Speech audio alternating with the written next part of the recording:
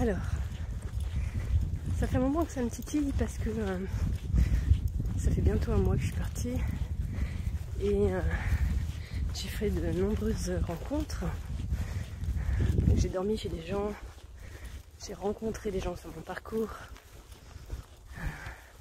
Là, je marche maintenant avec 3 hommes depuis 3 jours, je sais plus, 2-3 jours. Et j'ai ce sujet en fait de l'énéagramme qui revient.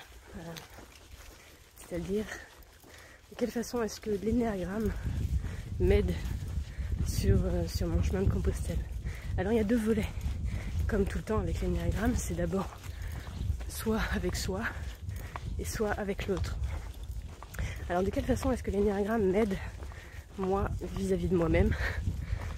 Et bien déjà parce que comme je connais davantage mon profil et ses caractéristiques, ça me permet d'être beaucoup plus observatrice de ce qui se passe en moi par rapport à des choses que je suis en train de vivre.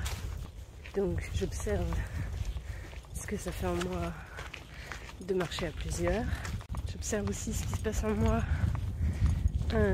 quand on est plusieurs à la halte Jacquer, puisque maintenant c'est plutôt comme ça que ça se passe depuis 2-3 nuits. 2 nuits, c'est la 2e nuit. Voilà. Donc la vie en communauté, même si bien sûr le fait de justement connaître mon profil, ça m'aide à accueillir mon besoin de solitude. Donc je m'observe et je vois bien que quand je suis vraiment très fatiguée, j'ai plutôt tendance à me murer inconsciemment dans le silence, dans le retrait. Donc dans ces moments en collectivité, c'est pas toujours évident de trouver un coin pour s'isoler, mais ça peut être simplement de se poser sur le lit, voilà, ou carrément d'aller faire un tour en ville, ou de se poser dans une église, histoire de me ressourcer de par le silence. Donc je l'observe avec bienveillance, j'en ai conscience, et je sais que ça me fait du bien, donc je peux même le comprendre, voire même l'anticiper. D'où ces besoins aussi parfois d'aller au camping plutôt que de prendre l'option d'aller chez des accueillants, juste pour me retrouver seule avec moi-même.